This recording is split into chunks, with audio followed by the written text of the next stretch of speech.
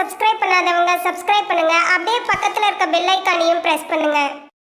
ஆன துலாம் ராசி நேயர்களே, இனி வரக்கூடிய நாட்களில் உங்கள் வாழ்க்கையில் நீங்கள் நினைக்கிற காரியங்கள் எல்லாமே நல்லபடியாக நடக்கிறதுக்கும், தடைகள் விலகுவதற்கும், குடும்ப உறவுகளில் ஒற்றுமையும் நிம்மதியும் அடைவதற்கும், பண வரவு அதிகரிக்கிறதுக்கும், எதிரிகளுடைய சூழ்ச்சிகளை எல்லாம் முறியடித்து ஜெயிப்பதற்கான வழிமுறைகளையும், உங்கள் மனசில் நீண்ட நாளாக இருக்கக்கூடிய சந்தேகத்திற்கெல்லாம் பதில்களை தெரிஞ்சுக்க இந்த வீடியோவை முழுசாக பாருங்கள்.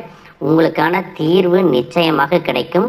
துலாம் ராசி சித்திரை நட்சத்திரம் 3-4 பாதம், சுவாதி நட்சத்திரம், விசாகம் 1-2-3 பாதம் இருக்கிறவங்களுக்கு இதுவரைக்கும் உங்கள் வாழ்க்கையில் தடைப்பட்ட காரியங்கள் எல்லாமே கைகூடி வரப்போகுது. அதிலும் முக்கியமாக சுப காரியங்கள் உங்களுக்கு நடக்க போகுது. வெளியூர் பயணங்கள் எல்லாமே உங்களுக்கு சாதகமாக முடியும். சொத்து மற்றும் நிலம் சம்பந்தமான வழக்குகள் இருக்கு அப்படின்னா அந்த வழக்குகள் உங்களுக்கு சாதகமான தீர்ப்புகள் மற்றும் முடிவுகளை கொடுப்பதற்கான வாய்ப்புகள் இருக்கு. பூர்வீக சொத்துக்கள் இருந்த தடைகள் உங்களுக்கு விலகும். நண்பர்களுடன் சிறிது தூர பயணங்கள் எல்லாமே போயிட்டு வருவீங்க. தொழில் மற்றும் வியாபாரத்துல புதிய கிளைகளை தொடங்குவதற்கும், வாடகை இடத்துல இருக்கிறவங்க புதிதாக இடம் வாங்கி அங்கே உங்களுடைய வியாபாரத்தை அபிவிருத்தி செய்வதற்கான சூழ்நிலைகளும் இருக்கிறது. இந்த 2026ஆம் ஆண்டு நிச்சயமா நம்ம ஒரு நல்ல நிலைமைக்கு வந்துருவோம் அப்படிங்கிற மன உறுதியோட தான் ஒவ்வொரு நாளையும் நீங்க எதிர்கொண்டுட்டு வரீங்க. ஆனாலும் இந்த 3 மாதங்களா பார்த்தீங்கன்னா உங்களுக்கு பெருசா எதுவும் நடக்கல. இருந்தாலும் இனி வரக்கூடிய நாட்கள்ல நிச்சயமா நம்ம ஜெயிப்போம் அப்படிங்கிற நம்பிக்கையும் மன உறுதியும் உங்ககிட்ட அதிகமாகவே இருக்கு. இதனால் வரைக்கும் உங்க வாழ்க்கையில நடந்த சில சம்பவங்களும் துரோகங்களும் உங்களுக்கு மிகப்பெரிய அனுபவத்தை கொடுத்திருந்தாலும் சில விஷயங்களை எல்லாம் இன்னை வரைக்கும் உங்களால ஜீரணிக்க முடியல. அதனாலேயே நிறைய நேரங்கள்ல உங்களுடைய மனசு வெறுத்து போய் இந்த வாழ்க்கையில இதுக்கு மேல நான் என்ன கஷ்டப்பட வேண்டியிருக்கு, எனக்கு இந்த வாழ்க்கையை வாழவே பிடிக்கல அப்படின்னு நெகட்டிவான எண்ணங்கள் கூட சில நேரங்கள் வரும். இதுக்கெல்லாம் என்ன காரணமா இருக்கு அப்படின்னு பாத்தீங்கன்னா, நீங்க ஒரு லட்சியத்தோடு செய்யக்கூடிய ஒவ்வொரு நல்ல விஷயத்தை கெடுக்கிறதுக்கும், உங்க முன்னேற்றத்தை தடுக்கிறதுக்கும், உங்களை அவமானப்படுத்துறதுக்கும் இங்க நிறைய நபர்கள் எல்லாம் முயற்சி பண்ணிட்டு தான் இருக்காங்க. ஆனாலும் அவங்களுடைய திட்டங்களையும் சதிகளையும் சூழ்ச்சிகளை எல்லாம் தாண்டி இப்ப வரைக்கும் நீங்க ஓரளவுக்கு நல்லா இருக்கீங்க அப்படின்னா உங்ககிட்ட இருக்கக்கூடிய நல்ல எண்ணங்களும் கடவுள் பக்தியும் இதுவரைக்கும் நீங்க செஞ்ச தர்ம காரியங்களும் தான் உங்களை காப்பாத்திட்டு இருக்கு. இதுக்கு முன்னாடி நல்ல நண்பர்களாக இருந்திருப்பாங்க, உறவுகளாக இருந்திருப்பாங்க. அவங்களுக்கே அவங்களுடைய சுயநலத்துக்காக சில துரோகங்களை எல்லாம் செஞ்சு உங்க வாழ்க்கையை கெடுக்கணும் அப்படின்னு நினைக்கும் போது யார் நல்லவங்க யார் கெட்டவங்க, இவங்க எந்த அளவுக்கு பொறாமையோடவும் வன்மத்தோடவும் இருந்திருக்காங்க அப்படிங்கிறத ஓரளவுக்கு இப்ப புரிஞ்சிருப்பீங்க. இது எல்லாமே தெரிஞ்சும் கூட நீங்க என்னமோ பண்ணுங்க, மனசாட்சிக்கு விரோதமா தப்பு செய்யறவங்களுக்கு அந்த கடவுள் நிச்சயமா உங்களுக்கு ஒரு தண்டனையை கொடுப்பார் அப்படின்னு தான் கடவுள் கிட்ட உங்க வேண்டுதலை வச்சுட்டு கடந்து போயிட்டு இருக்கீங்க. இப்படி இருக்கக்கூடிய சூழ்நிலையில தான் தான் உண்டு தான் வேலை உண்டு அப்படின்னு இருக்கிறீங்க. உங்க மனசுக்குள்ள 1000 கஷ்டம் இருந்தாலும் அதையெல்லாம் வெளியே சொல்லாம போலியா சிரிச்சு சந்தோஷமா இருக்கிற மாதிரி நடிச்சிட்டு இருக்கிறீங்க. இந்த வாழ்க்கை உங்களை எப்படி புரட்டி போட்டாலும் முடக்கி வச்சாலும் நீங்க எப்பவும் போல சாதாரணமா இருக்கிறதுனால உங்களை சுத்தி இருக்கிறவங்க எல்லாருமே இவங்களுக்கு என்னப்பா ஓஹோன்னு ஜாலியான வாழ்க்கை வாழ்றாங்க அப்படின்னு சொல்லுவாங்க. ஆனா மனசுல நிம்மதி இல்லாம நிம்மதியா தூங்க முடியாம நீங்க எவ்வளவு கஷ்டப்படுறீங்க அப்படிங்கிறது உங்களுக்கும் அந்த கடவுளுக்கு மட்டும்தான் தெரியும். இந்த மாதிரி உங்க வாழ்க்கையில திடீர்னு ஒரு பிரச்சனை வரும். உடம்பு சரியில்லை, ஹாஸ்பிட்டல்ல பெருசா செலவு வந்துருச்சு, பிசினஸ் எல்லாம் லாஸ் ஆயிருச்சு, திடீர்னு பண பிரச்சனை அப்படின்னு நீங்க முடங்கி போயிட்டா கூட உங்களுக்கு உண்மையாக கூடவே நின்று உதவி செய்யறதுக்கோ ஆறுதலா 4 வார்த்தை பேசுறதுக்கோ அவ்வளவு ஏங்க திரும்பி பார்க்க கூட ஆள் கிடையாது.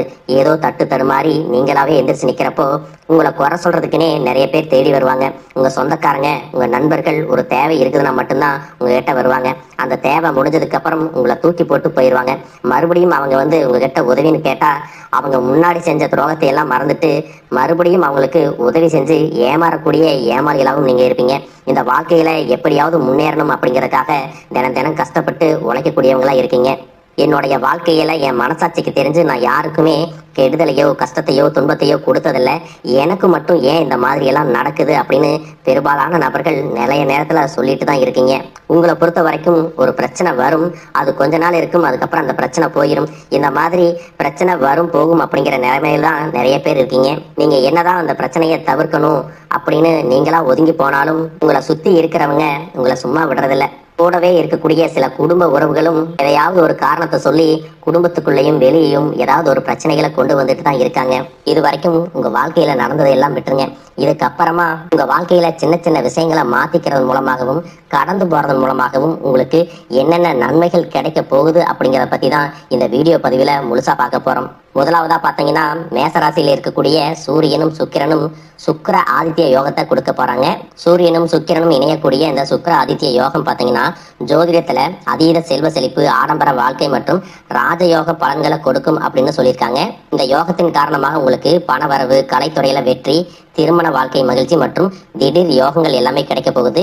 எதிர்பாராத பணவரவு, செல்வ செழிப்பு மற்றும் ஆடம்பரமான வாழ்க்கை உங்களுக்கு அமையும். சினிமா, டெக்ஸ்டைல்ஸ் மற்றும் ஆபரணங்கள் சார்ந்த தொழில்களில் இருக்கிறவங்களுக்கு அபரிமிதமான லாபம் கிடைக்க போகுது. சூரியனின் சேர்க்கையால சமூகத்துல செல்வாக்கு, பெயர், புகழ் மற்றும் ஆளுமை திறன் உங்களுக்கு அதிகரிக்கும். அடுத்ததா பாத்தீங்கன்னா கடகராசியில உச்சம் அடையக்கூடிய குருவால உங்களுடைய தன்னம்பிக்கை உயரப்போகுது. குடும்பத்துல மகிழ்ச்சி கூடும்.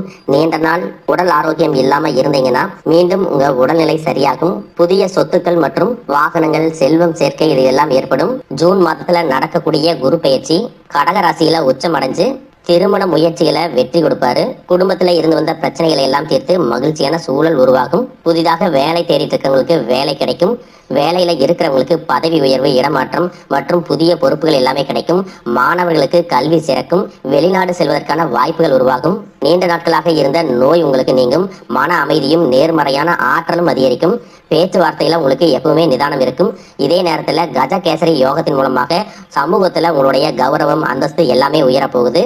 அடுத்ததா 2026ஆம் ஆண்டு டிசம்பர் 5ஆம் தேதி நடக்கக்கூடிய ராகு கேது பெயர்ச்சியின் மூலமாக ராகு மகர ராசிக்கும் கேது கடக ராசிக்கும் பெயர்ச்சி ஆகிறாங்க. இந்த பெயர்ச்சிகள் காரணமா கும்பத்தில் இருக்கக்கூடிய ராகு தொழில்நுட்பம், கண்டுபிடிப்புகள் மற்றும் சமூக மாற்றங்கள்ல முன்னேற்றத்தை கொடுப்பாரு. டிசம்பருக்கு பிறகு மகரத்திற்கு செல்லும் பொழுது கடின உழைப்பு மற்றும் தொழில் சார்ந்த பொறுப்புகள் உங்களுக்கு அதிகரிக்கும். கேதுவின் தாக்கம் எப்படி இருக்கும் அப்படின்னு பார்த்தீங்கன்னா உங்களுடைய தனிப்பட்ட அடையாளம் மற்றும் அகங்காரத்தை குறைச்சு சிறப்பான முன்னேற்றத்தை கொடுக்க போறாங்க. குடும்ப உறவுகள் மற்றும் உணர்ச்சிகள்ல அதிக கவனம் செலுத்த வேண்டியதாக இருக்கும். உங்களுடைய திறமைக்கு அங்கீகாரமும் கடின உழைப்புக்கு ஏற்ற வெற்றியும் கிடைக்க போகுது. மேலும் உங்களுக்கு சிறப்பான பலன்கள் எல்லாம் கிடைக்கணும் அப்படின்னா ராகு கேது பாதிப்புகளை குறைக்கிறதுக்கு காளஹஸ்தி போன்ற ஸ்தலங்களுக்கு சென்று வழிபட்டீங்க அப்படின்னா மன நிம்மதியும் புதிய தெம்பும் கிடைக்கும். அடுத்ததா சனி பகவானை பொறுத்த வரைக்கும் எப்பவுமே கடின உழைப்புக்கு நல்ல பலன்களை கொடுக்கக்கூடியவர். உழைப்புக்கேற்ற உயர்வு, நிதானமான முன்னேற்றம் இருக்கும். இது வரைக்கும் கடன் பிரச்சனைகள்ல இருக்கிறீங்க, நீதிமன்றத்துல வழக்குகள் இருக்கு அப்படின்னா அதுவெல்லாம் உங்களுக்கு முடிவுக்கு வரும். மேலும் ஏழை எளியவர்களுக்கு உதவுறது, சனிக்கிழமைகள்ல குலதெய்வ வழிபாடு மற்றும் ஆஞ்சநேயர் வழிபாடு செய்வதன் மூலமாக சனி பகவானுடைய தாக்கத்தை குறைச்சு உங்களுக்கு சிறப்பான பலன்களை கொடுக்கும் அப்படிங்கிறத நீங்க ஞாபகம் வச்சுக்கணும். இது வரைக்கும் உங்க லட்சியத்துக்காகவும் குடும்பத்துக்காகவும் கஷ்டப்பட்டு உழைச்சு உங்களுடைய உடல் நலனை நீங்க கவனிக்காம விட்டுருந்திருப்பீங்க. இப்ப வரைக்கும் சிலருக்கு அது வெளியில தெரியல அப்படின்னாலும் சின்ன சின்ன பிரச்சனைகள் மூலமாக உங்களுக்கு தொந்தரவு கொடுத்துட்டு வந்திருக்கும். அந்த உடல் சார்ந்த பிரச்சனைகள் முழுவதும் குணமாகணும் அப்படின்னா அதற்கு தகுந்த சிகிச்சை முறைகளை எடுத்துக்கிறது மட்டுமல்லாம உங்களுடைய உடல் நலனையும் நீங்க பாதுகாக்கணும். உங்ககிட்ட நிறைய ஆற்றல் இருக்கு, திட்டங்கள் இருக்கு, கடின உழைப்பு எல்லாமே இருக்கு. ஆனா உடல் ஆரோக்கியம் இல்லாம போச்சு அப்படின்னா உங்களால எதையுமே சாதிக்க முடியாது. இதற்கு பிறகாவது உங்களுடைய உடல் ஆரோக்கியத்துல நீங்க கூடுதலான கவனம் செலுத்தினீங்க அப்படின்னா நீங்க செய்யக்கூடிய எல்லா காரியத்திலையும் உங்களுக்கு வெற்றி கிடைக்கும். எதிரிகளை எல்லாம் ஜெயிச்சு வருவீங்க. சிலர் பார்த்தீங்கன்னா நல்ல வேலை கிடைக்காம வீட்லயும் சரி சமுதாயத்திலும் சரி நிறைய பேருடைய கிண்டலுக்கும் கேலிக்கும் ஆளாக்கி இருப்பீங்க. இன்னும் சிலர் குடும்ப கஷ்டத்துக்காக பிரிக்காத ஒரு வேலைக்கு போயிட்டு இருந்திருப்பீங்க. இதற்கு பிறகு உங்களுடைய தன்னம்பிக்கை அதிகரிக்கும். புதிய புதிய தொழில்நுட்பங்களை கத்துக்கிட்டு நல்லதொரு வேலையில சேர போறீங்க. அரசியல்வாதிகளை பொறுத்த வரைக்கும் புதிய பொறுப்புகள், புதிய பதவிகள் எல்லாமே தானாக கிடைக்க போகுது. நம்மளுடைய குடும்ப உறவுகள், நம்முடைய நண்பர்கள் அப்படின்னு சொல்லிட்டு சிலருக்கு பெரிய ஒரு தொகையை கடனா கொடுத்துட்டு அதை திரும்ப வாங்க முடியாம, கேட்க முடியாம ஒரு விதமான மன அழுத்தத்துக்குள்ளா இருப்பீங்க. அதனாலேயே உங்களுடைய உறவு கெட்டிருக்கும். அந்த பணம் உங்களுக்கு திரும்ப கிடைக்காது அப்படின்னு நீங்க முடிவே செஞ்சிருப்பீங்க. உங்ககிட்ட பணம் வாங்கினவங்க அவங்களுடைய தவறை புரிஞ்சுக்கிட்டு மனசாட்சியோட உங்களுக்கு அந்த பணத்தை திருப்பி கொடுப்பாங்க. குடும்பத்தில் இருக்கக்கூடிய நெருக்கடிகள் விலகும். செல்வாக்கு, அந்தஸ்து உயரும். கடவுள் நம்பிக்கை அதிகமாகும். பெரியவர்களுடைய உதவி உங்களுக்கு கிடைக்கும். உறவில் இருந்த சண்டை சச்சரவுகள் முழுவதுமாக விலகும். புதிய நண்பர்களும் உங்களுக்கு உதவி செய்வாங்க. தொழிலில் ஏற்பட்ட நெருக்கடிகள் விலகும். பொருளாதார ரீதியாக நலிவடைந்த நிறுவனங்கள் முன்னேறவும் போறாங்க. மேலும் மேலும் எதிர்பார்த்த லாபமானது உங்களுக்கு வியாபாரத்துல கிடைக்க போகுது. புதிதாக தொழில் தொடங்கணும் அப்படின்னு நினைக்கிறவங்க இந்த காலகட்டத்துல நீங்க தொழில் தொடங்கலாம். இது வரைக்கும் உங்க குடும்ப உறவுகளுக்கு நீங்க பெருசா முக்கியத்துவம் கொடுத்துட்டு இருக்க மாட்டீங்க. எத்தனையோ கஷ்டமான சூழ்நிலைகள்ல உங்களோடு எல்லாவற்றையும் சகித்து கொண்டிருந்த குடும்ப உறவு சகிப்புத்தன்மையை இழந்து கடமைக்கு ஏதோ ஒரு வாழ்க்கையை வாழ்ந்துட்டு இருக்கிற மாதிரியான சூழ்நிலையில இருந்திருப்பாங்க. என்னதான் நீங்க குடும்ப உறவுகளை பத்திரமா பாத்துக்கிறேன், எல்லாத்தையும் பூர்த்தி செஞ்சு கொடுக்கறேன் அப்படின்னு சொன்னாலும் குடும்ப உறவுகள் கிட்ட நீங்க மனம் விட்டு பேசணும்.